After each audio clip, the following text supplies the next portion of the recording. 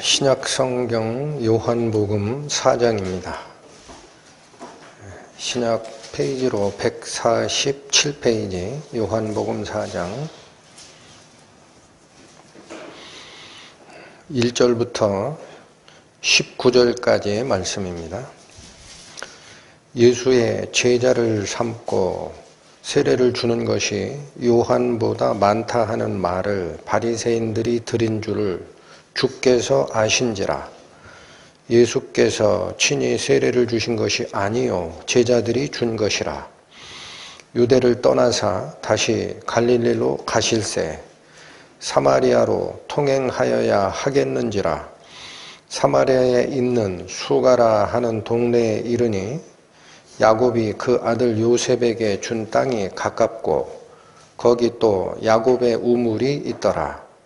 예수께서 행로에 고운하여 우물 곁에 그대로 앉으시니 때가 제6시쯤 되었더라. 사마리아 여자 하나가 물을 길러 왔음에 예수께서 물을 좀 달라 하시니 이는 제자들이 먹을 것을 사러 동네에 들어갔음이로라. 사마리아 여자가 가로되 당신은 유대인으로서 어찌하여 사마리아 여자 나에게 물을 달라 하나이까 하니 이는 유대인이 사마리아인과 상종치 아니함이로라.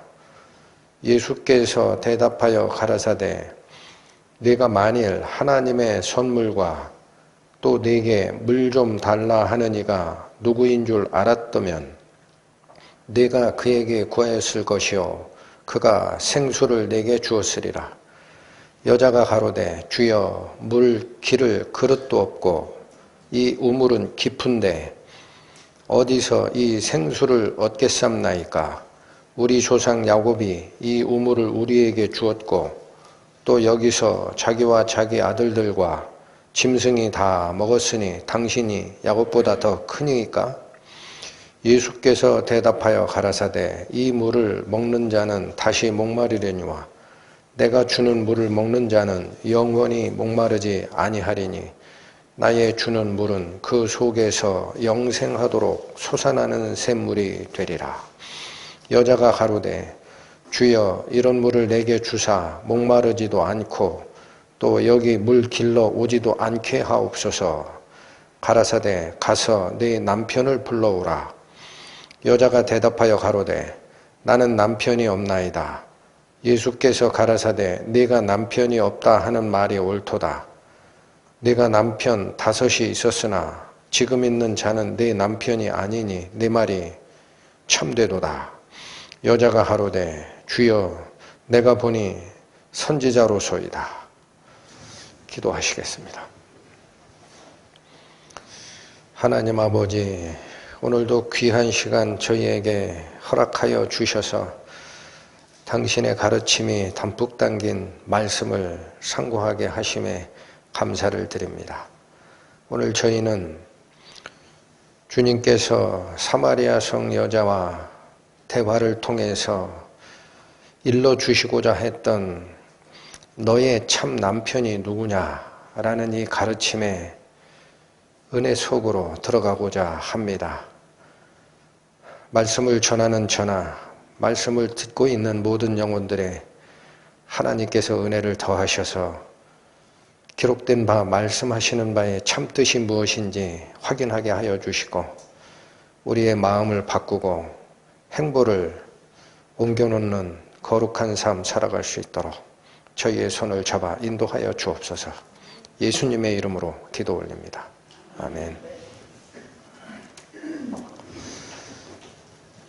오늘 같이 상고하실 요한복음 4장의 중심적 이야기는 사마리아 근처, 좀 구체적으로는 수가라 하는 동네, 거기에 있는 사마리아 여인과 예수님과의 대화입니다.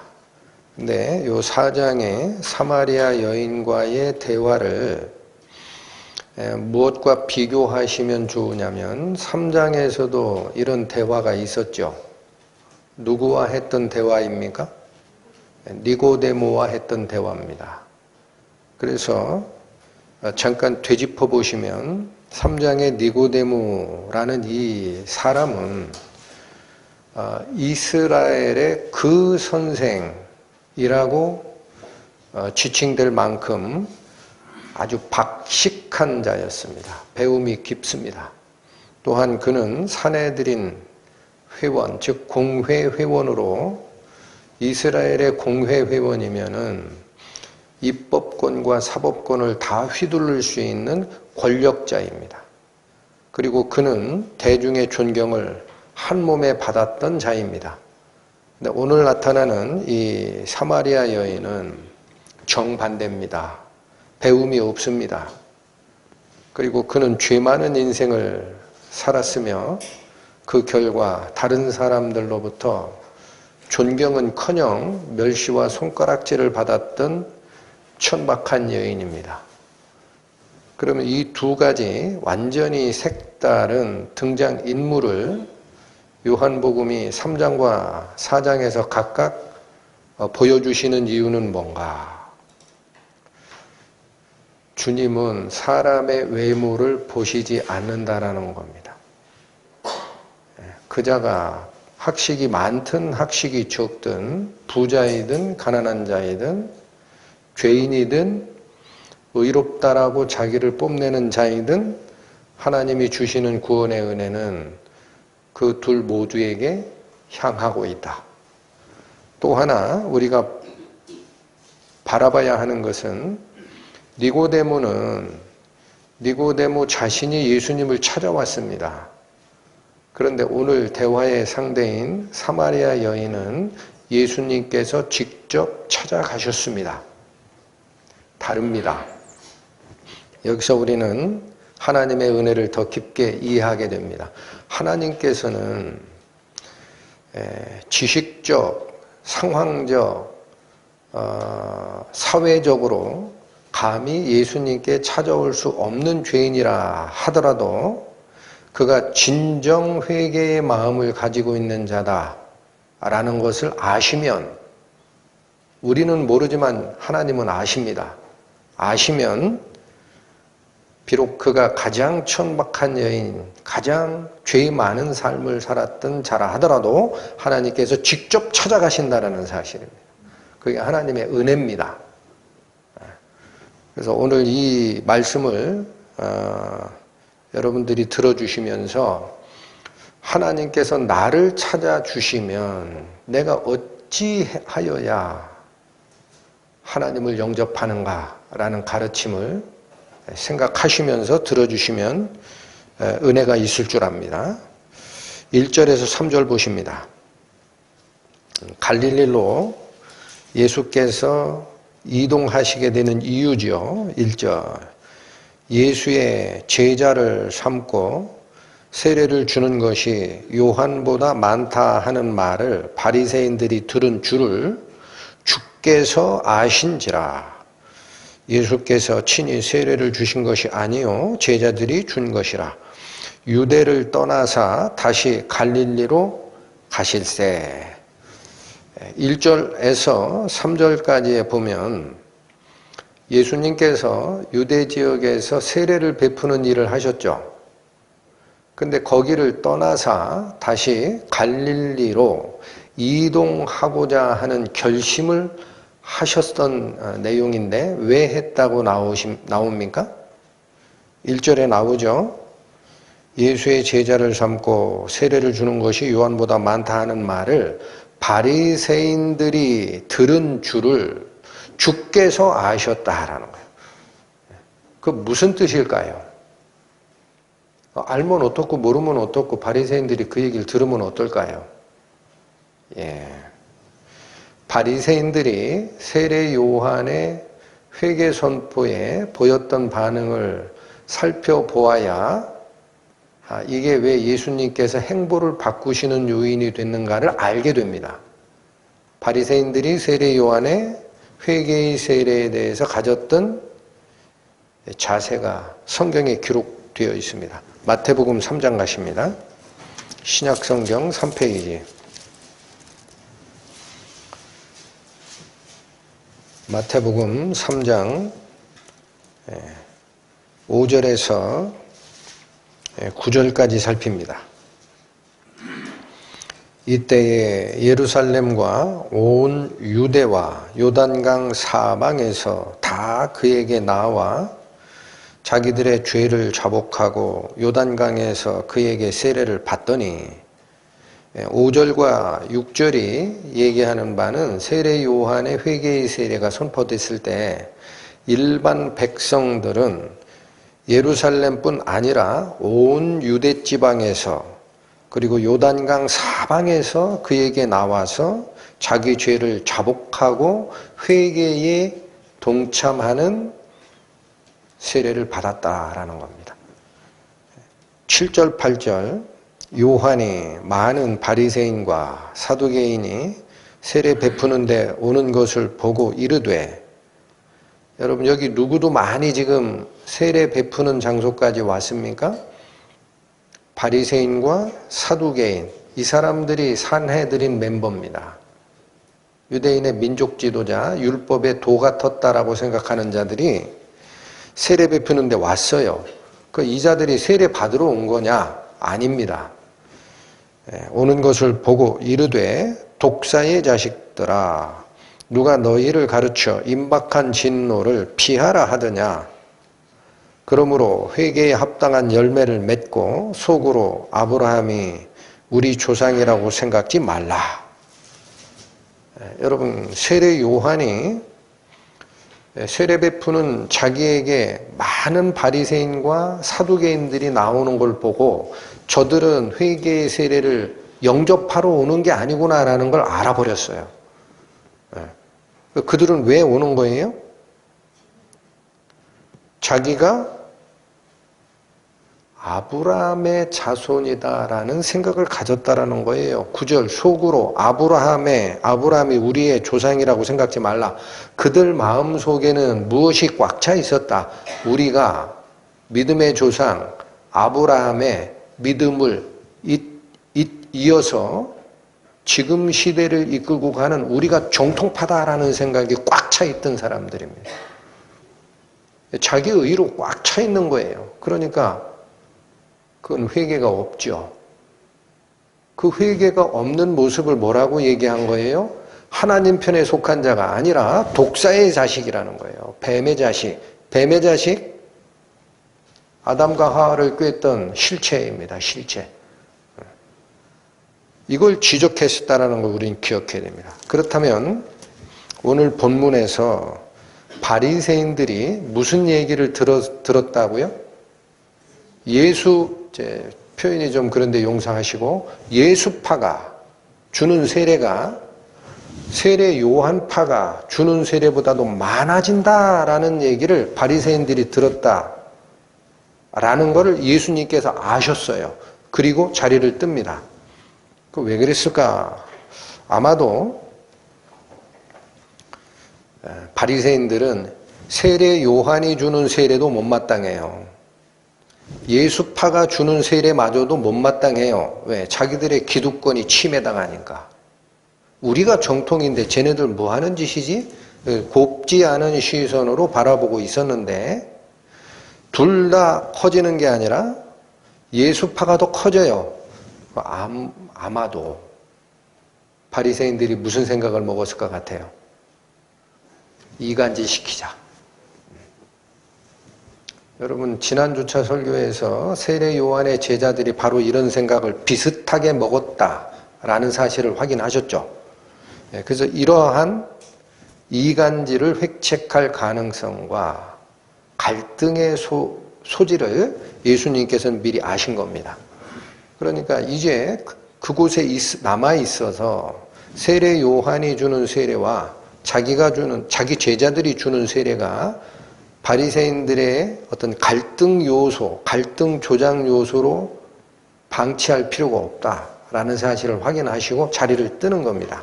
불필요한 갈등은 만들 이유가 없다. 4절, 서마리아로 통행하여야 하겠는지라.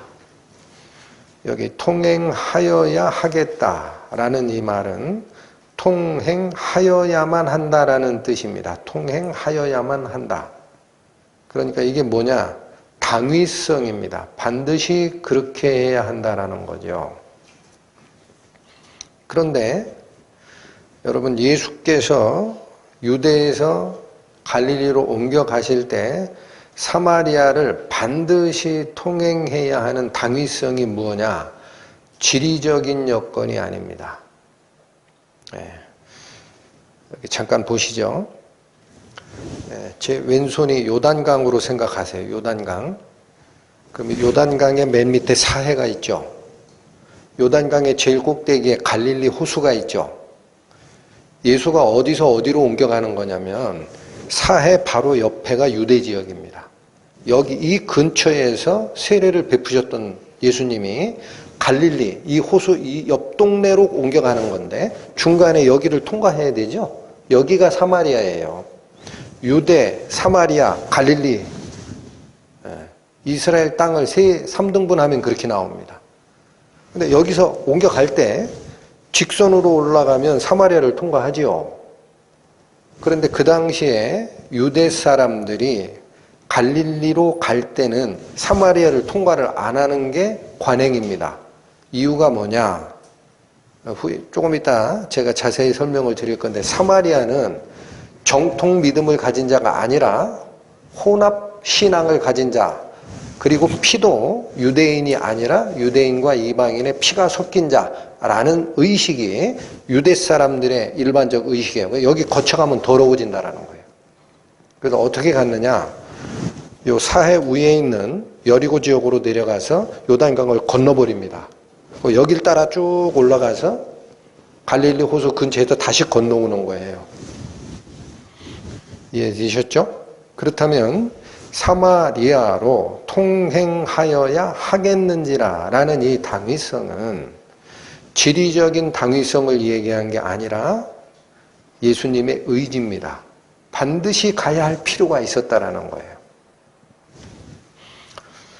여러분, 이해를 돕기 위해서 그렇다면 간단하게 설명드렸지만 여기 유대 지역, 이게 남유다 지역이고 분열왕국에서는 위쪽 지역이 북이스라엘인데 북이스라엘의 수도, 우리로 얘기하면 서울, 캐피털 시티가 사마리아입니다. 왕도가. 이 둘 간에 왜 이렇게 앙숙이냐? 역사 얘기하시면 졸리시는데 졸리시면 안 됩니다. 구약에 보면 솔로몬 바로 밑에 이 나라가 둘로 쪼개져요. 밑에 남유다, 위에 북이스라엘. 근데 이 양쪽 다 하나님의 말씀을 순종하지 않는 게 점점 커집니다. 그래서 하나님께서 이방인들에게 잡혀가게끔 역사를 이끌어 주시는데 먼저 어디가 멸망당해요? 위에 북이스라엘이. 북이스라엘이 아시리아에게 멸망당한 해가 예수님 오시기 전 722년. 거기로부터 한 136년 지나면 남유다마저도 바벨론에게 멸망당합니다. 예수님 오시기 전 586년. 아이고, 그거 어떻게 연도 기억하십니까? 팁 드리겠습니다. 722, 722. 북이스라엘이 하나님을 거역하다 722 당했다. 기억하시면 됩니다. 722 당했다. 남유다, 북이스라엘뿐만 아니라 남유다도 멸망해요. 그건 뭐예요? 다 팔려갔다. 5, 5, 8, 6, 이어 안 잊어먹으실 거예요. 다 팔려갔다. 그래서 북이스라엘과 남유다가 다 멸망하고 이제 문제는 뭐냐면 북이스라엘을 정복했던 아시리아라는 나라는 식민지 정책이 특이합니다. 어떻게 하느냐? 자기가 정복했던 다른 나라, 이방 나라 지역에 있는 사람들을 데려다가 이 새로이 정복한 이 땅에 살게 해요. 이주 정책을 펴요. 그래 놓고 그 지역 사람하고 결혼하게 합니다. 그러니까 여기가 뭐가 돼요? 혼혈이 되죠. 이뿐만 아닙니다. 이방인들이 와서 자기 종교를 가지고 오기 때문에 혼혈만 되는 게 아니라 종교도 섞여버려요. 하나님을 쫓아가는 순수한 유대교가 아니라 짬뽕 종교가 돼버립니다. 그러니까 밑에 남유다가 보기에는 어때요? 요 사마리아 지역이 외세에 의해서 그렇게 됐지만 이 지역이 어때요? 피도 섞였고 종교도 혼합 종교야. 저건 이방인과 똑같은 놈들이야. 상종하지 말어. 이렇게 된 거예요. 자, 조금 더 봅니다. 그래서 남유다가 바벨론에 포로 잡혀 갔다가 70년 만에 돌아오지요. 돌아와서 예루살렘의 성전을 복원하는 일이 있습니다. 이게 스룹바벨 성전이라고 합니다. 이걸 복원할 때에 여기 사마리아 지역에 있던 일부 사람들도 성전 복원에 참여하겠다라고 주장한 적이 있어요. 그런데 요 남유다 지역 사람들이 거부합니다. 너희는 혼혈이고 혼합 종교를 가진 자가 어떻게 거룩하신 하나님의 성전을 짓는데 참여하겠느냐. 갈등이 생겼어요. 그리고 나서 사마리아 사람들은 예루살렘 성전에 안 가겠다라고 마음을 먹고 너희가 우리를 배척했으니 우리도 my way, 내 인생의 길을 가리라 하고 사마리아 그 성 옆에 그리심산과 에발산이라는 중요한 산이 이 세겜 지역을 싸고 있습니다. 근데 그 그리심산에다가 성전을 따로 짓습니다. 그게 예수님 오시기 전 400년이에요. 그러니까 어떻게 된 거죠? 남유다 사람들은 예루살렘 성전에서 예배드리고 사마리아 사람들은 그리심산 성전에서 예배를 드리죠. 신앙이 갈라진 거예요. 그리고 요 사마리아 사람들은 성전만 따로 지은 게 아니라 구약 성경 중에 모세 오경이라고 합니다. 창세기, 출애굽기, 레위기, 민수기, 신명기, 모세가 기록한 5가지 경전 모세 오경만 성경이라고 봐요. 나머지는 안 믿어요. 그 모세 오경의 내용도 성전을 예루살렘에 지어라 뭐 이런 얘기를 자기에게 유리하게 바꾼 오경을 씁니다. 그래서 그걸 사마리아 오경이라고도 부릅니다. 사마리아 오경. 그러니까 밑에 있던 남유다 예루살렘 성전에서 예배드리는 자가 보기엔 이거 어때요? 피가 섞이고 종교가 섞인 게 아니라 하나님을 섬긴다고 지 멋대로 성전을 지어놓고 성경도 일부를 왜곡해 눈꼴이 신 거예요. 그래서 이 나중에 남유다 지역에서 하스모니안 왕조라고 세력이 커서 이 이스라엘 전체를 통일하는 시기가 있었어요. 하스모니안 왕가의 왕 중에 하나인 요한 힐카노스가 이 그리심산 성전과 그들의 사마리아 오경 신앙을 쓸어버리겠다고 이 성전을 다 파괴시킵니다. 그럼으로써 신앙적 종교적인 적개심이 불을 붙은 겁니다. 그 이후에 결코 상종을 안 합니다. 그래서 남유다 지역 사람들이 갈릴리로 갈 때 사마리아를 땅 밟는 것 자체가 부정하다. 그래서 이렇게 돌아갔던 거예요. 이해하셨죠? 자, 그런데 그렇다면 4절 사마리아로 통행하여야 하겠는지라 라는 이 당위성은 지리적인 당위성, 통행의 당위성이 아니라 예수님께서 반드시 그렇게 해야 한다라는 당위성을 가지고 움직이셨다라는 뜻입니다. 왜 꼭 예수님은 사마리아를 통과해야 되죠? 유대 사람들이 그렇게 싫어하는 잡신앙을 가진 자들인데 피도 섞였고 응? 사람의 눈에 더러운 자들인데 왜 예수님은 꼭 사마리아를 통과하셔야 했을까?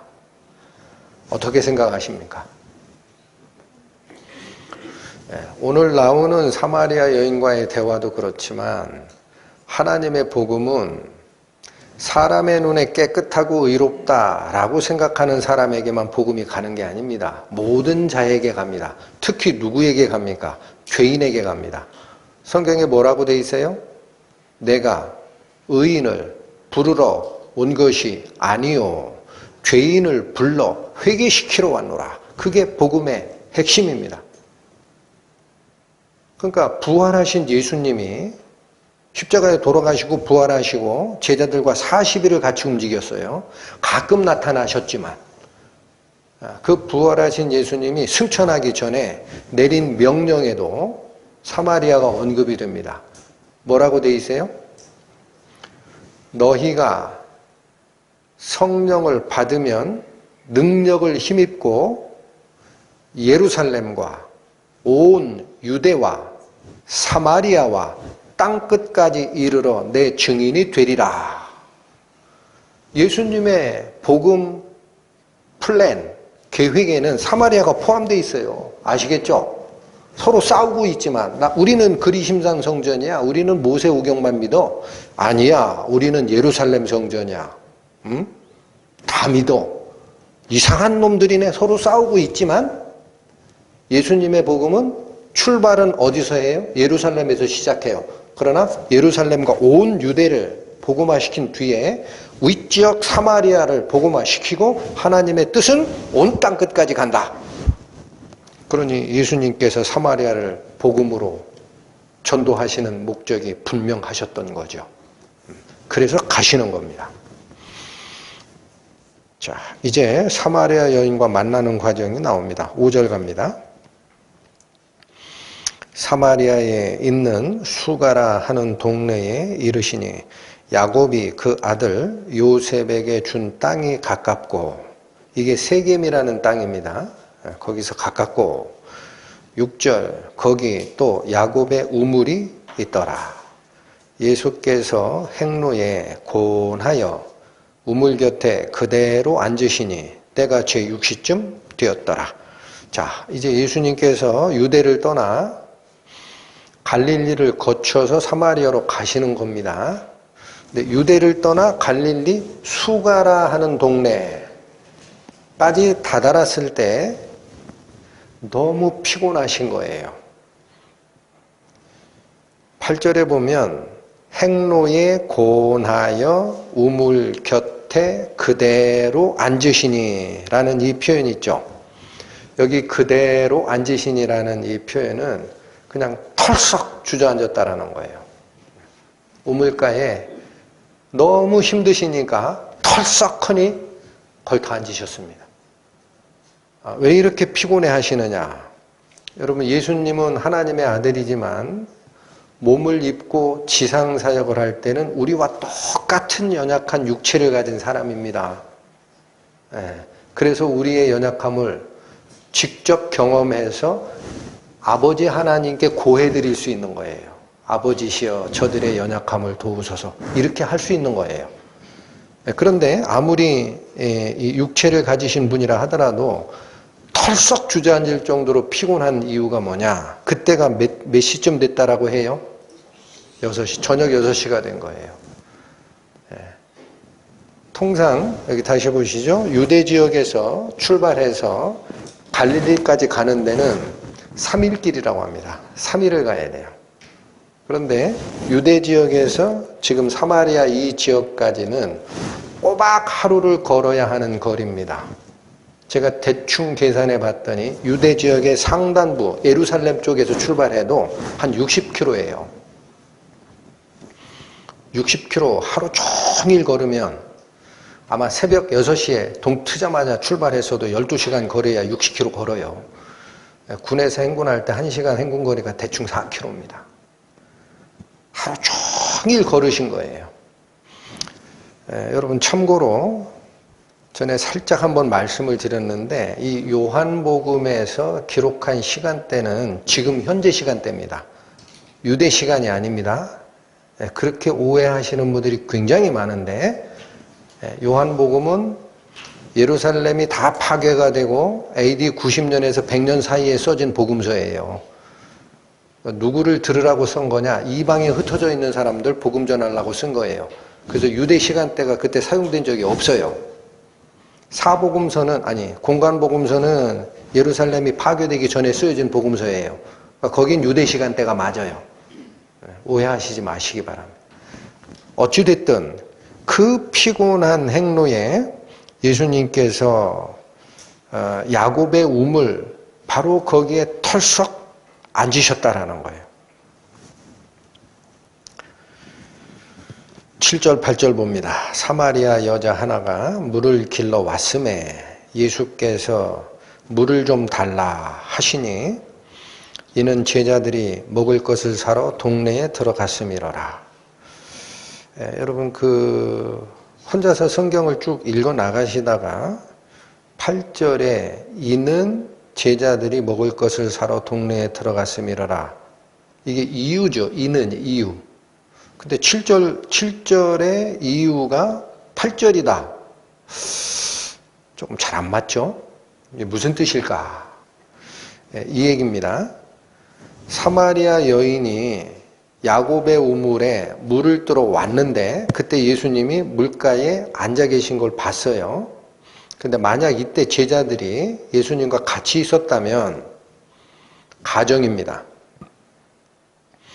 제자들과 같이 있었던 상태라면 목마르다 물 좀 달라라는 얘기를 누구에게 해야 될까요? 예수님은 제자들에게 해야 됩니다. 왜 그래요? 유대인과 사마리아인은 서로 상종하지 않는 사이고, 특히나 유대의 어떤 관행상 외간 남자가 외간 여자에게 말 거는 게 그렇게 합당치가 않아요. 목마르면 누구한테 부탁하면 돼요? 자기 제자들에게.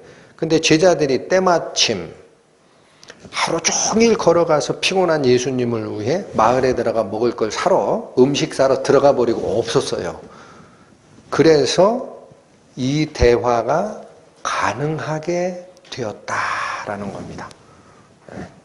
그렇지 않으면 수작 거는 게 됩니다. 예수님이 외간 남자가 사마리아 여인에게 수작 거는 것밖에는 안 돼요. 근데 그게 아니고 상황이 자연스럽게 대화로 이어지게 됐더라. 그 이유를 얘기하는 거예요. 저는 이 8절을 읽으면서도 무슨 생각을 했냐면, 제자들이 음식을 사러 동네로 들어가서 자리를 비운 그 타이밍에 사마리아 여인이 물 뜨러 왔다. 이게 우연히 겹치죠. 그래서 예수님이 자연스럽게 대화를 시작하실 수 있었다. 사람의 눈엔 이거를 뭐라고 합니까? 우연. 하나님을 아는 분은 이거를 뭐라고 얘기합니까? 섭리. 우연이 아니라 모든 걸 알고 이끌어 가시는 하나님의 경영하심이 작용한 결과입니다.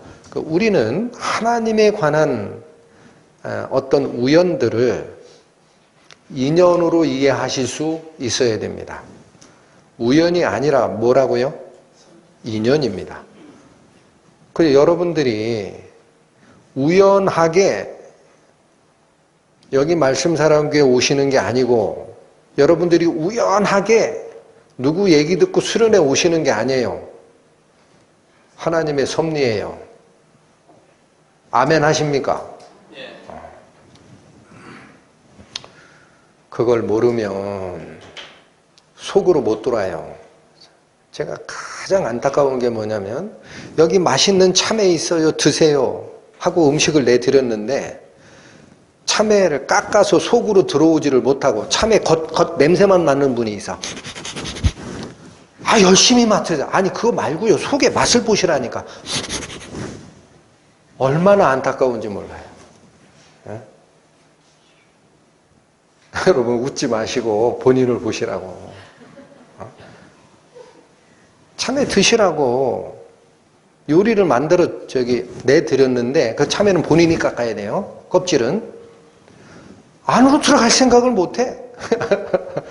모양 맛이 멋있게 생겼다. 냄새는 대충 알겠다. 이게 참외구나. 아직 안 먹어봤는데요. 하나님의 섭리에 아멘 하시고 자기 마음 문을 열어 젖히는 여러분들이 되시기를 원합니다. 9절 갑니다. 사마리아 여자가 가로되 당신은 유대인으로서 어찌하여 사마리아 여자 나에게 물을 달라 하나이까. 사마리아 여인이 예수님의 그 말을 걸어오는 모습을 보고 한 말입니다. 이건 어떤 뜻이냐면, 여기 당신은 유대인 남자, 나는 사마리아 여자, 우리가 무슨 관계? 이런 반응이죠. 사마리아 여인이 이 말을 하는 것은 그 당시 관행상 너무나 당연한 일입니다. 여기 이유가 뒤에 나오죠. 이렇게 하니 이는 유대인이 사마리아인과 상종치 아니함이러라. 여기 상종치 않는다라는 말씀이 있죠. 상종치 않는다. 그건 물론 지금 이렇게 번역하는 것이 정확한 번역이 됩니다. 근데 이 상종하다라는 이 단어가 원래 단어의 뜻을 쫓아 들어가면은요, 그릇을 같이 쓰다라는 뜻도 돼요. 아주 특이해요. 사람이 사귀다라는 뜻도 있어요. 그게 상종하는 거니까.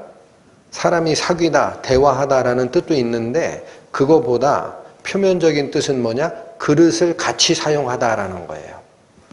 그러면 아까 제가 말씀드렸죠? 남유다 지역 사람들은 사마리아 사람들의 더러움을 피하기 위해서 이렇게 돌아갔다라고 했죠. 그런데 지금 예수님은 뭐를 요구하는 거냐? 사마리아 땅을 밟고 가는 것도 지금 좀 이상한데 사마리아 여인들이 사용하는 두레박에서 물을 길어서 나를 달라고 하니까 그릇을 같이 쓰자는 얘기 됩니다. 이거 이해가 안 된다라는 거예요. 유대 남자들은 그릇 같이 안 쓰는 사람들인데 어찌 더럽게 생각하는 나 사마리아 여인이 떠주는 그릇에서 물을 얻어먹고 싶은 거예요.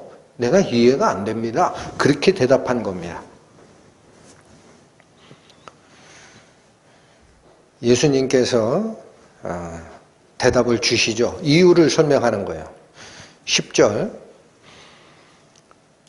예수께서 대답하여 가라사대 내가 만일 하나님의 선물과 또 내게 물 좀 달라 하는 이가 누구인 줄 알았다면 내가 그에게 구하였을 것이요 그가 생수를 내게 주었으리라.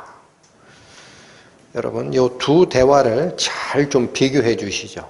사마리아 여인은 그 당시 사마리아인과 유대인 간에 당연히 여겼던 인간적인 원리를 가지고 예수님께 물은 거예요. 당신은 유대 남자, 나는 사마리아 여자, 우리가 무슨 관계? 이렇게 물은 거다 그랬어요. 그러면 사마리아 여인은 예수를 뭐라고 봤어요? 유대 남자. 근데 예수님의 답변은 뭐라고 그래요? 나 유대 남자 맞아. 그런데 그 속에 숨은 뜻이 뭔지 알아? 하나님의 선물을 주시려 세상에 오신 자야. 누구? 메시아. 하나님의 선물을 주시려 세상에 오신 자. 자 보세요. 내가 만일 하나님의 선물과 또 내게 물 좀 달라 하는 이가 누구인 줄 알았다면 그 누구라는 거예요? 하나님의 선물을 주시려 세상에 온 자임을 알았다면 한꺼풀씩 벗겨지는 거예요. 그리고 사마리아 여인이 얘기한 게 이거예요. 어찌 나에게 물을 달라고 합니까? 라고 했죠. 예수님 답변은 뭡니까? 누구인 줄 알았다면 내가 그에게 구하였을 것이라. 여러분, 사람들은 하나님을 쫓아간다라고 하는 신앙의 과정에서도 마찬가지입니다. 내가 뭔가 거룩한 것을 하나님께 드려서 하나님을 섬기는 줄 알아요. 그래요, 안 그래요? 사람 생각. 사람의 손에서 하나님이 예배를 받을 만한 뭔가를 받으실 게 있어요? 여러분, 사도행전에서 사도 바울이 전도하다가 이방신들 섬기는 제우스 신당 섬기는 그 지역에 가서 한 선언이 있죠. 우주와 그 가운데 그 가운데 있는 만유를 지으신 신께서는 천지의 주제시니 천지를 주관하는 임금이시니 손으로 만든 전에 계시지 아니하고 앞으로 교회 당 건물을 성전이라고 하지 마세요. 사람의 손으로 만든 전에 계시지 아니하고 또 무엇이 부족한 것처럼 사람의 손으로 섬김을 받으시는 것이 아니니 왜 그러냐? 이는 그가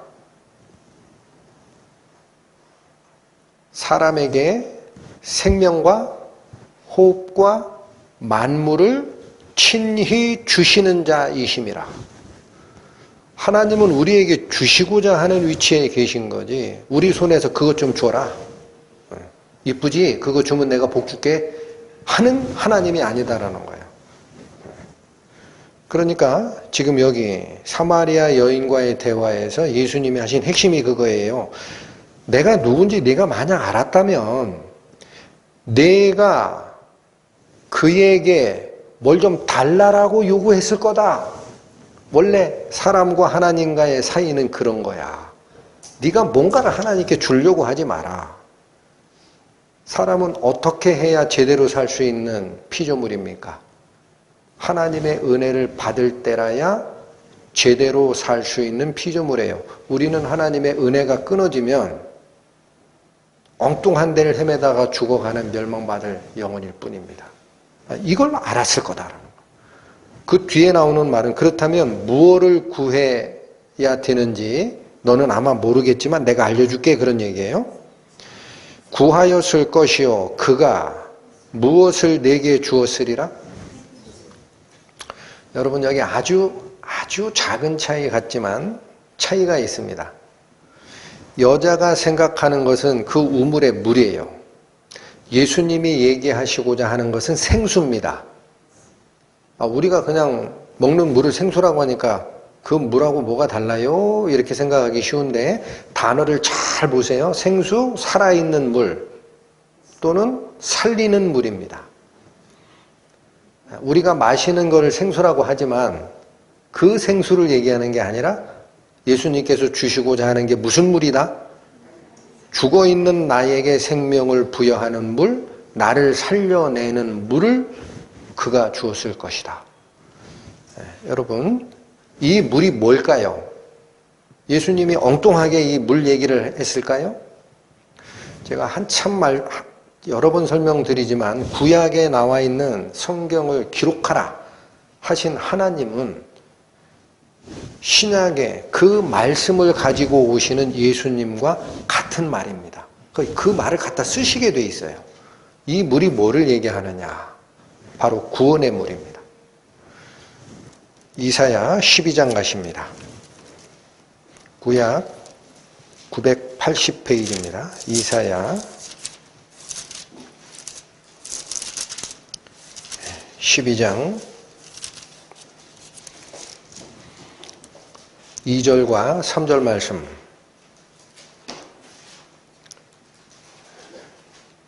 구약 980페이지 이사야 12장 2절 보십시오. 보라, 하나님은 나의 구원이시라. 내가 의뢰하고 두려움이 없으리니 주 여호와는 나의 힘이시며 나의 노래이시며 나의 구원이심이라. 여러분, 2절이 선포한 것이 하나님은 다름이 아니라 바로 나를 구원하시는 분이시다라는 거죠. 3절, 그러므로 너희가 기쁨으로 구원의 우물들에서 물을 기르리로다. 여러분, 이 우물에서 길어낸 물은 무슨 물? 구원의 물. 예수님의 대화가 사마리아 여인과 시작이 돼서 생수를 거명하는 것은 너를 살려내는 물을 하나님께서 주시고자 원한다라는 뜻입니다. 이게 복음입니다. 사람들은 성경과 설교를 통해서 또 자기가 성경을 직접 읽으면서 혹은 다른 사람과 교제를 통해서 성경 말씀을 듣는데 엉뚱한 걸 찾아요. 내 육체적 가람, 목마름을 채워줄 물을 찾아요. 근데 하나님께서 주시고자 하는 것은 무슨 물? 나를 살려내는 물, 구원의 물, 이 물을 주시고자 하는구나. 오늘 본문 다시 오시죠. 이 말을 사마리아 여인이 알아들었을까요? 못 들었을까요? 당연히 못 듣습니다. 영적인 눈이 열리지 않은 상태에서 이 비밀을 알 수가 없습니다. 사마리아 여인의 반응을 보십니다. 11절 12절입니다. 여자가 가로되 주여 물 기를 그릇도 없고 이 우물은 깊은데 어디서 이 생수를 얻겠삼나이까. 우리 조상 야곱이 이 우물을 우리에게 주었고 또 여기서 자기와 자기 아들들과 짐승이 다 먹었으니 당신이 야곱보다 더 크니까. 이게 무슨 반응이냐. 11절에 여자가 가로되 주여 물기를 그릇도 없고 이 물은 깊은데 어디서 이 생수를 얻겠삼나이까.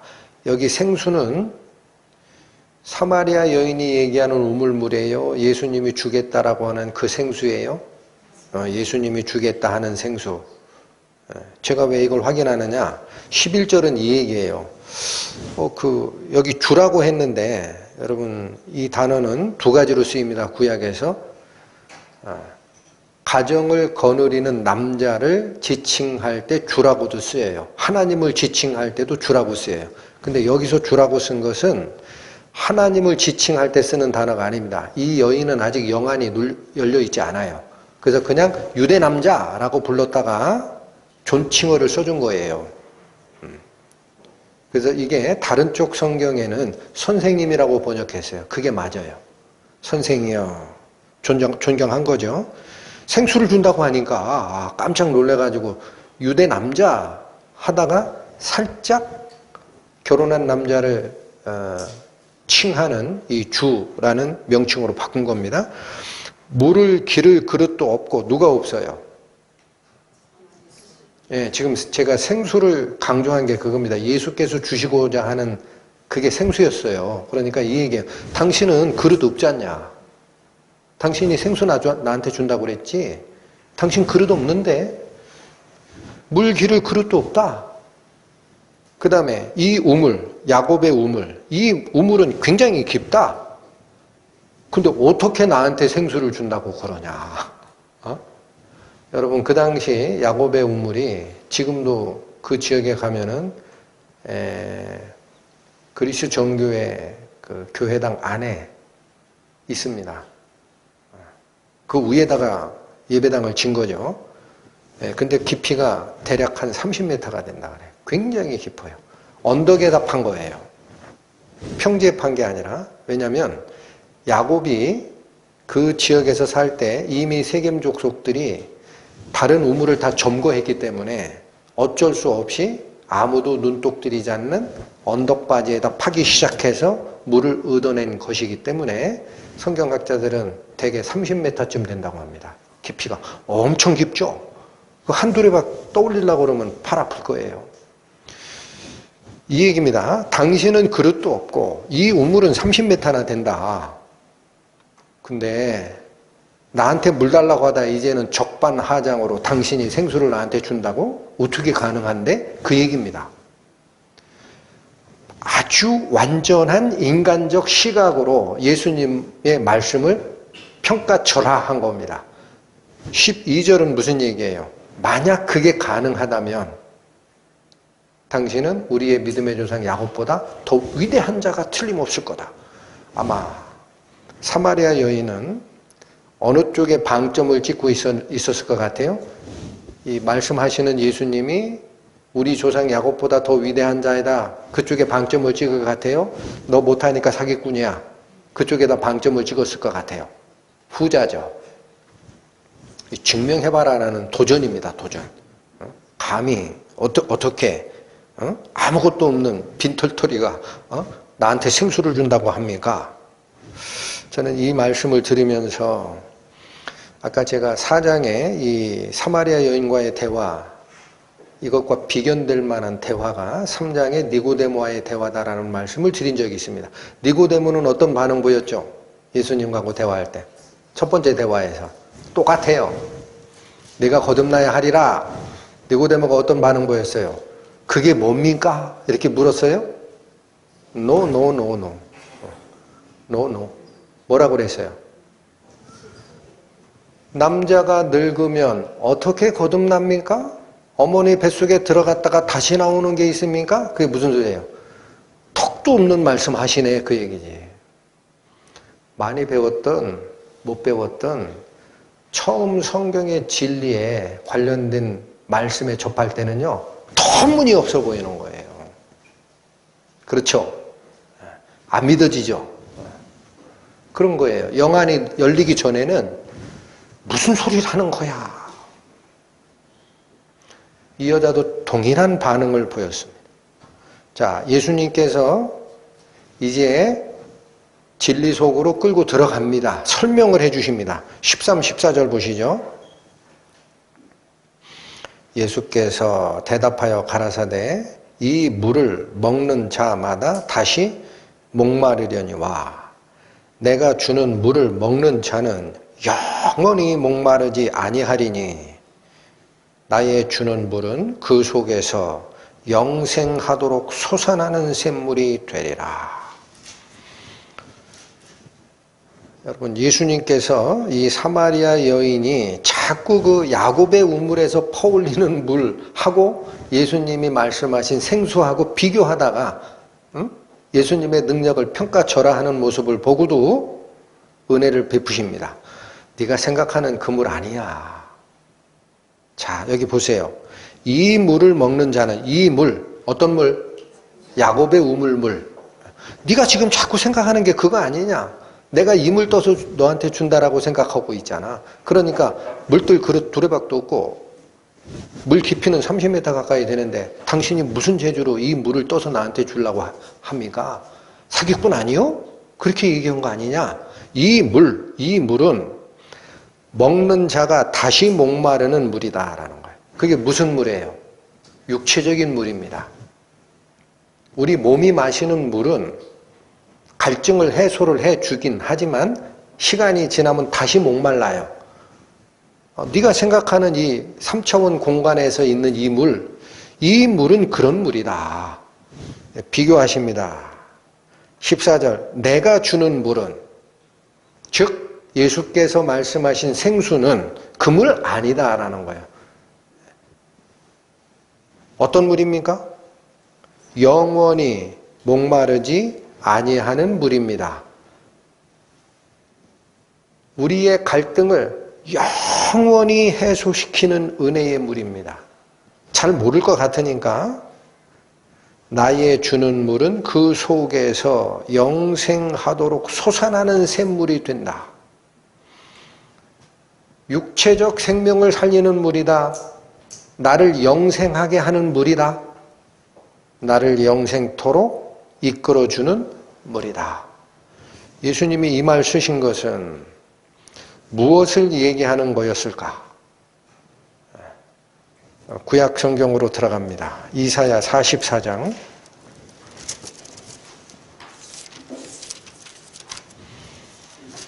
구약 성경 1020페이지입니다. 1020.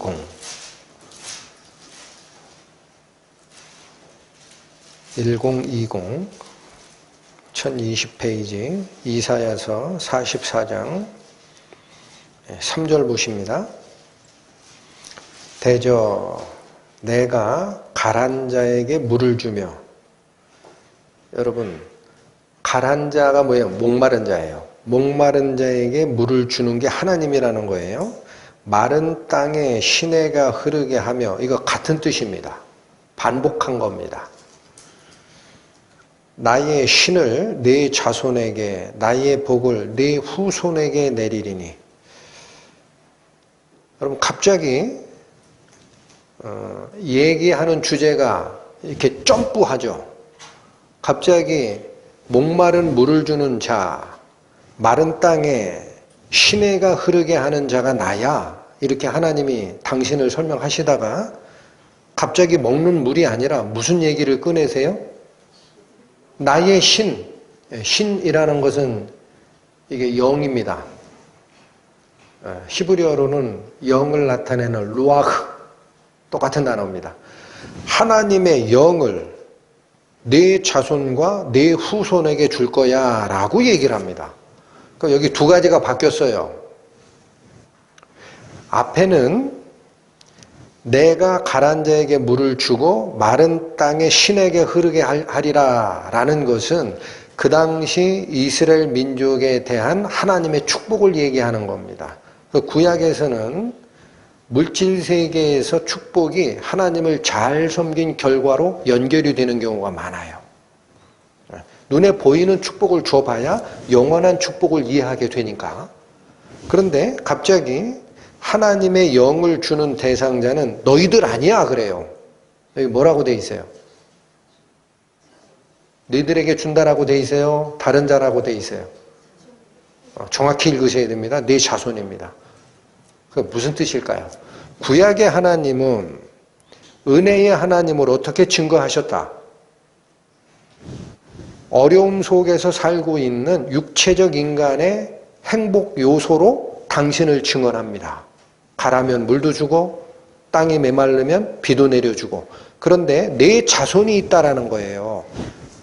너희 세대 말고 앞으로 올 너의 믿음의 자손들. 어느 시대? 신약입니다. 갈라지는 거예요. 내 자손들에게는 내가 물을 주는 게 아니다 이거예요. 뭐를 줄 거야? 나의 영을 줄 거야. 여러분 이게 어디서 나오는 약속이죠?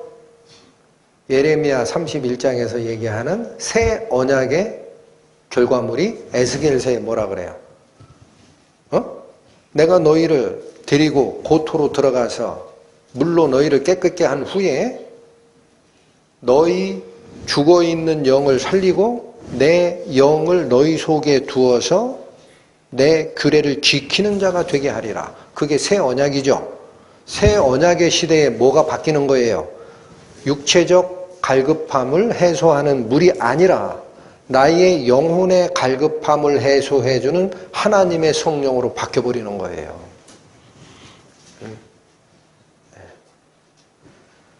구약 성경만 그렇게 돼 있는 거 아닙니까?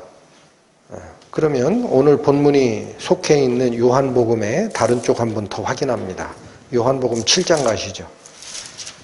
신약 157페이지.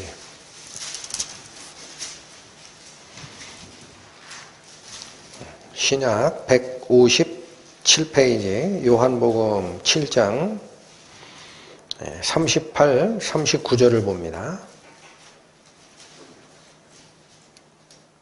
37절부터 보겠습니다.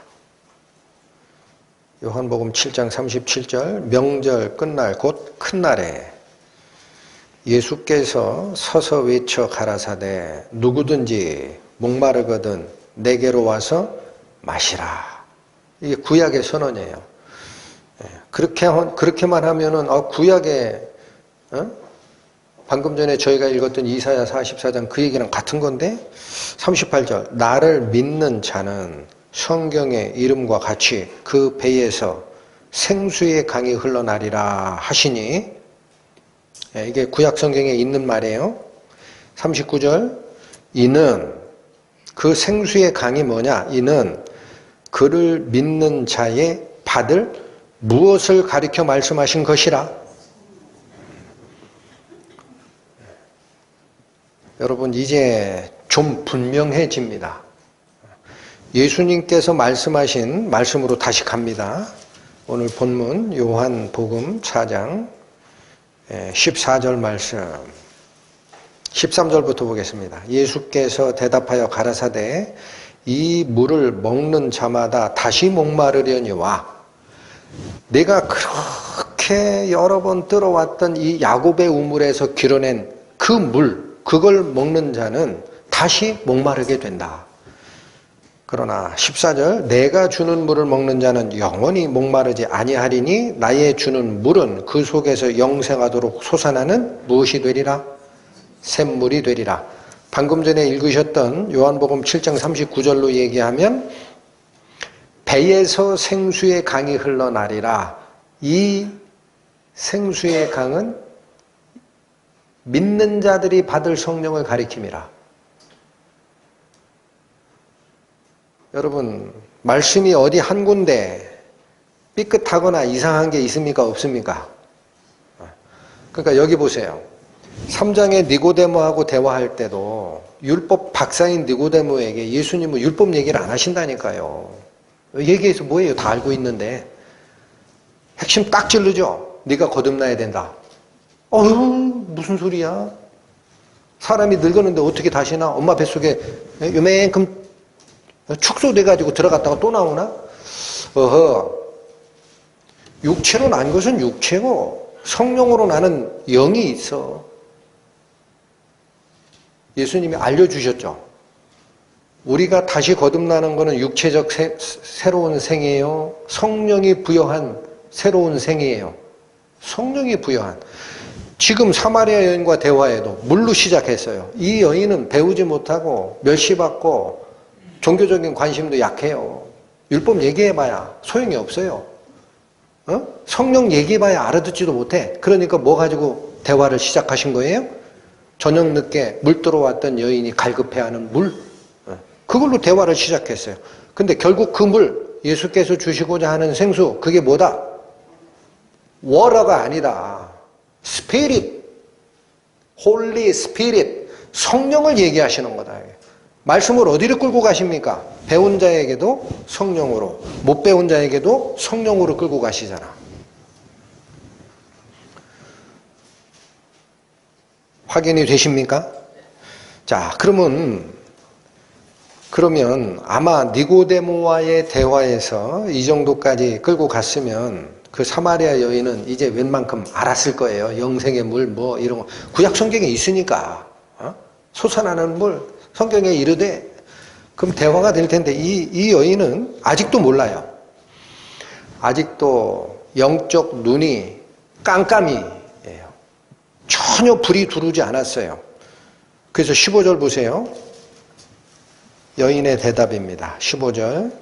여자가 가로되 주여 이런 물을 내게 주사 목마르지도 않고 또 여기 물길로 오지도 않게 하옵소서. 여러분, 여자의 답변이 영생하는 물에 관심이 있습니까? 여기 길어오는 물에 관심이 있습니까?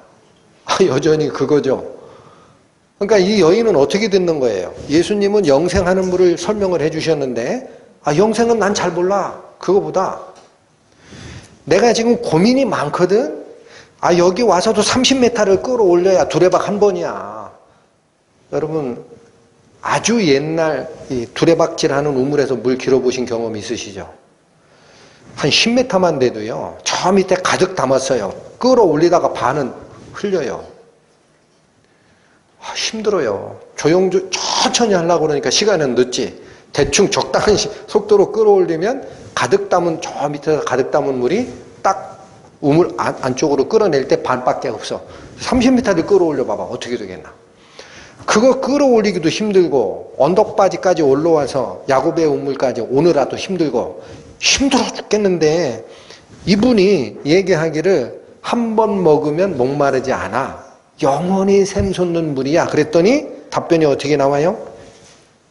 여자가 가로되 주여 이런 물을 내게 주사 영생케 하소서. 그게 아니죠. 나로 영생을 알게 하소서. 그 얘기가 아니에요. 목마르지 않고 또 여기 물길로 오지도 않게 하소서. 제가 지금 제일 고민이 여기 물길로 오는 겁니다.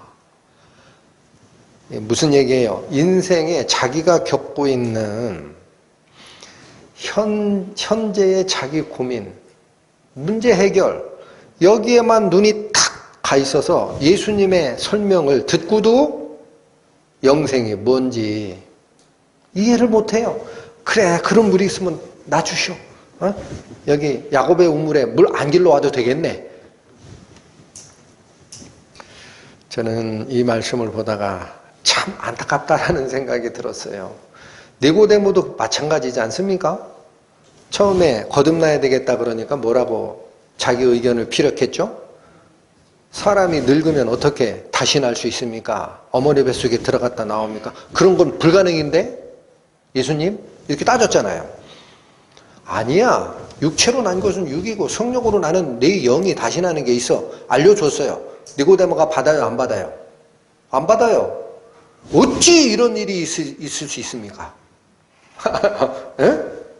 듣도 보도 못한 얘기를 하시네. 이 여인이 이런 반응 보이는 거 당연하죠. 근데 참 안타까운 거는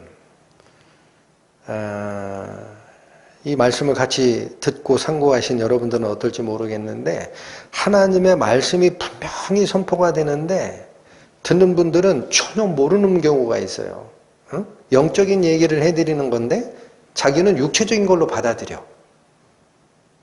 너무 안타까워. 기도하셔야 됩니다. 그 자세로는 백날 들어도 복음이 안 들어가요. 하나님, 저한테 부족한 게 뭡니까? 제가 버려야 될 게 뭡니까? 기도하셔야 돼요. 이 땅만 보는 눈이 문제다라는 거예요. 하늘을 향하여 눈을 들 힘이 없어. 그게 뭘 얘기하는지를 몰라. 땅만 봐, 그냥. 성경 얘기가 됐든 뭐가 됐든 다 거기에 적용하려고 그래. 이 여인처럼. 캐리 웹이라는 어떤 분의 일화입니다. 그가 소년 시절에 길을 가다가 5달러짜리 지폐를 하나 발견합니다. 우리 돈으로 하면 한 5,000원쯤 되죠. 이게 웬 행지냐 해가지고 거기에 감명을 받아서 그 후로 평생 동안 땅만 보고 다닙니다. 누가 흘린 거 없나. 그래서 그가 평생 데이터가 맞을 거예요. 단추 25,000개 주웠대요. 머리핀 54,000개, 동전 25,000개, 시계 1,000개. 수진 맞았어요? 그의 인생은 넝마주의 인생입니다. 넝마주의가 뭔지 아시죠? 지금은 없어요. 쓰레기 분리수거하고 말지. 옛날 어려운 시절에 남들 버린 쓰레기 중에 재활용품이 있으면 따로 주워서 등에다 이렇게 해서 판 사람이 넝마주의. 넝마 줍는 자. 평생을 넝마 줍는 자로 산 캐리 웹. 우리에게 가르치는 가르침이 뭘까요? 사람에게 여기 잘 보십시오. 하나님이 창조하시면서 사람을 창조하신 특이한 점이 있어요. 사람만 걸어 다녀요.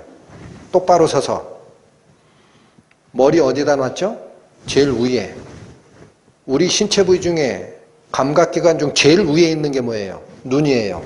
왜 제일 꼭대기에다 놔요? 하늘 보라고. 하늘을 보고 살라고. 너를 지으신 하나님이 너에 대한 뜻이 뭔지를 좀 보고 살라고 만드셨는데 땅만 보고 다녀. 응? 안타까워요. 진짜 안타까워요. 그러니까 여러분, 하나님의 말씀 앞에 교회 가는 거를 의무로 생각하시고 어떤 내가 하나님께 예배하러 간다. 오늘 하루 하나님 예배하러 간다. 이런 아주 얕은 생각을 가지고 가시는 분들은 일요일날 댁에 돌아가시는 순간 성경책 접는다고. 들어왔던 말씀 여기로 사라지고 없다고. 다시 땅을 본다고. 어떻게 해야 될까요? 기도하셔야 돼요. 집에 가서 성경 다시 보셔야 돼. 연세 드셨다고요? 무슨 소리? 연세 드셔도 음식은 잡수시잖아. 살려고. 그럼 내 영혼의 생명을 살리려고 왜 못해요? 기도하고 성경책 보고 이해가 안 되면 성경 다시 보고 말씀 다시 듣고 설교 말씀 다시 듣고 교제에 참석하시고 하나님께서 나에게 바라는 뜻이 무엇인지 어디를 보라는 얘기인지 잘 모르겠거든. 기도하시고 하나님 저를 불쌍히 여기소서. 사마리아 여인을 불쌍히 여기소서. 그 지역을 일부러 가셨던 예수님처럼 저를 불쌍히 여겨주시면 안 되나이까. 기도하셔야지.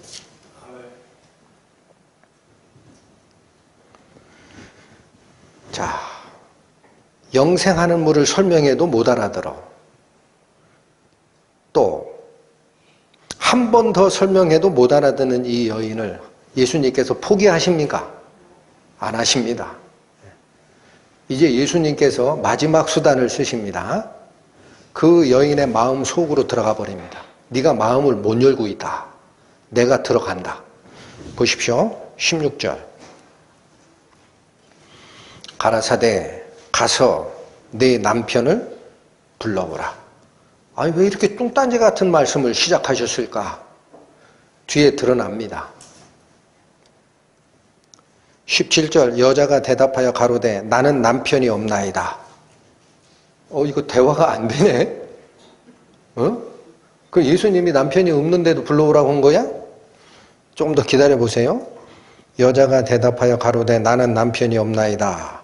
예수께서 가라사대 내가 남편이 없다 하는 말이 옳도다. 내가 남편 5이 있었으나 지금 있는 자는 내 남편이 아니니 내 말이 참되도다. 아마 이 말씀을 들은 사마리아 여인은 기절초풍했을 거예요. 자기가 그렇게 숨기고 싶던 자기의 그 부끄러운 과거, 내 앞에서 얘기하는 예수님께서 마음속을 탁 뚫고 들어오시더니 남편 데려와. 이 한마디에 무너집니다. 이 여자의 살아온 과정이 다 드러나요. 남편이 몇 명이 있었다?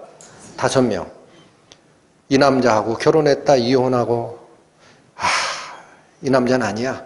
이 남자한테 또 결혼했다 또 이혼하고 이 남자도 별거 없네. 이러기를 5번. 그가 결혼 생활에서 얻은 게 뭘까요? 남자에 대한 실망, 그로부터 받은 상처. 뭐가 있겠습니까? 그러니까 다 이혼했지. 그런데 살아가려니 이 험악한 세상에, 그 당시 이스라엘 문화에선 더 그래요. 여자 혼자 못 살아요. 지금하고 달라요. 그러니까 이 험악한 세상에서 내가 이 생명 하나 부지하려면 어쩔 수 없이 남자에게 의지해야지 해서 이젠 결혼하지 않고 건달 비슷한 남자에 빌붙어 사는 겁니다. 지금 있는 자도 내 남자가 남편이 아니라 정식 남편 아니에요. 건달에 빌붙어 사는 인생이에요. 이렇게 살아온 것이 다 드러나 버렸어요. 여러분, 사마리아 여자의 숨기고 싶었던 과거가 드러난 걸로 성경을 읽으시면 아무 효익이 없습니다. 이 사마리아 여인이 우리입니다. 그걸 아셔야 됩니다. 우리가 어떻게 인생을 살아요? 땅에 속한 행복을 얻으려고 두리번 살았잖아요. 근데 얻어낸 거는 뭐밖에 없어요? 그 별것도 아니더라. 실망과 또 누구랑 경쟁하다가 그 사람에게 받은 상처, 실망과 상처로 점철도 있지 않습니까? 그러나 지금 살고 있는 것도 마찬가지라는 거예요. 어쨌든 남은 인생 내가 행복을 찾아서 뭔가를 추구하겠다 하고 사는 인생, 건달에 빌붙어 사는 여인과 같은 인생, 공허함밖에 없는 인생.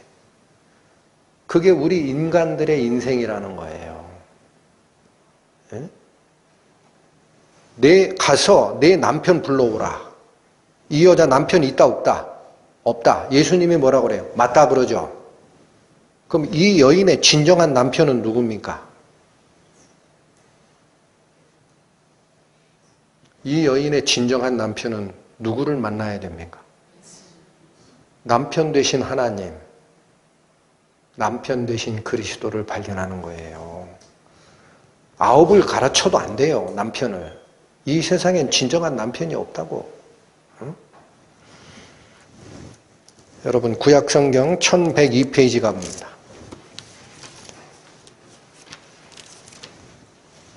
1102, 1102페이지, 예레미야 31장 갑니다.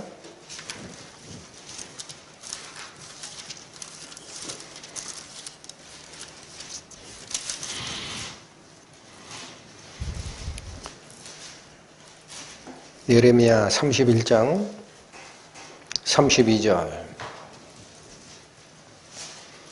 나 여호와가 말하노라. 이 언약은 어느 언약? 31절부터 읽겠습니다. 나 여호와가 말하노라. 보라, 날이 이르리니 내가 이스라엘 집과 유다 집에 새 언약을 세우리라. 신약. 새 언약을 세울 것이라. 32절. 나 여호와가 말하노니 이 언약은, 즉 새 언약은 내가 그들의 열조의 손을 잡고 애굽 땅에서 인도하여 내던 날에 세운 것. 무슨 언약? 모세 언약, 율법 언약, 출애굽 때 줬던 거예요. 시내산에서. 그 것과 같지 아니할 것이다. 그 왜 그러냐? 아니할 것은 이라는 거 그거예요. 그때와 같이 아니할 거야? 왜 그런지 알아? 내가 그들의 남편이 되었어도 그들이 내 언약을 파하였기 때문이라. 여러분, 구약에 율법 주고 너는 나 이외에 다른 신을 섬기지 말라부터 시작하는 10가지 계명을 주신 것이 뭐냐? 하나님과 이스라엘 백성 간의 혼인 서약이었다라는 거예요. 나만 바라봐라. 내가 너희 남편이다. 내가 너희를 보호하마. 너희는 다른 남자에게 눈 돌리면 안 돼? 그게 우상 숭배야? 영적 음행이야? 알았지? 그런데 누가 이 언약을 깼다? 그들, 이스라엘 백성이. 그러니까 지금 원래 남편 된 하나님을 버린 인간들이 이 땅에서 나의 바람막이가 되고 나의 도움이 되고 나의 생계를 도와줄 남편을 구해봐야 5이 아니라 10명 얻어도 안 돼요. 이 남편을 따라가야지. 그걸 다시 만들어주겠다라는 것이 새 언약이라는 겁니다. 여러분, 바울은 어떻게 표현했어요, 이것을? 내가 하나님의 열심으로 너희에게 열심을 내노니 내가 너희를 정결한 처녀로 한 남편이신 그리스도께 드리려고 중매하려 함이라. 여러분, 이 땅의 남편을 만족스럽게 여기지 않는 게 당연히 그렇게 되는 겁니다. 우리의 진정한 남편은 어디 계세요? 예수님이에요. 네가 남편이 없다라는 말이 옳다라고 하시잖아. 응? 본문으로 다시 돌아오십니다.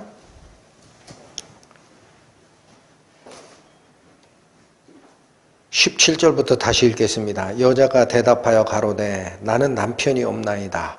예수께서 가라사대 네가 남편이 없다 하는 말이 옳도다. 내가 남편 5이 있었으나 지금 있는 자는 내 남편이 아니니 내 말이 참되도다. 이 말씀을 듣고 자기 마음 속을 훤히 꿰뚫어 보시는 예수님에게 이제사 사마리아 여인은 마음이 열립니다. 19절 여자가 가로되 주여 내가 보니 선지자로소이다. 여러분, 선지자가 뭐가 선지자죠? 하나님의 말씀을 전하는 자. 그러니까 그전까지 대화에서는 생수 얘기를 하고 영생하도록 솟아나는 샘물이 되리라 라고 성경 구절을 인용하여 얘기를 해줘도 그게 하나님의 말씀으로 듣지를 못했어요. 이 여인은 사람 말로 들었어요. 그러니까 이 우물물 다시 길어오지 않게 그 물 나한테 주면 딱 좋겠습니다. 속에서는 아마 할 수 있을란가? 이렇게 생각했을지도 몰라요. 이분이 진짜 야곱보다 큰 자가 맞아? 성경 말씀, 영적인 언어 아무리 갖다 전달해줘도 이 귀로 들어가서 이 귀로 나가버리고 가슴으로는 안 내려와요. 영의 언어기 때문에. 그런데 이 순간 예수께서 그 여인의 아픔, 그의 죄악된 삶, 망가진 인생, 마음속으로 들어가서 딱 지적하는 순간 이 여인은 눈을 떠버려요. 당신은 선지자 맞습니다. 여러분, 저는 오늘 이런 말씀을 같이 상고하면서 생각하는 게 하나가 있습니다. 사마리아 여인뿐 아니라 우리 전부가 죄 많은 삶을 살아온 사마리아 여인입니다. 말씀께서 우리의 죄악된 실상을 언젠가 지적할 때가 옵니다. 그때 주님이 옳습니다 라는 낮아짐과 또 하나 제가 살아온 인생 죄로 점철되었으니 이를 깨끗이 씻어주시고 나의 남편이 되어주소서라는 기도하는 우리 말씀사랑교회 성도 됐으면 합니다. 기도하시고 마치겠습니다. 하나님 아버지 감사합니다. 배우지 못하고 자기가 원하는 것을 찾고자 여러 남자를 전전했던 죄 많은 인생 사마리아 여인의 사례를 통해서 오늘날도 땅의 것을 구하고 하나님의 말씀을 이해하지 못하는 저희의 아둔함을 바라봅니다.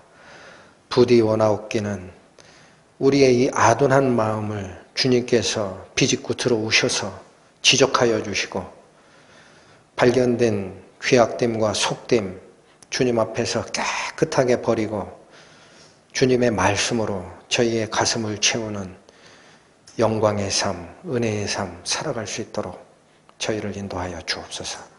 예수님의 이름으로 기도 올립니다. 아멘.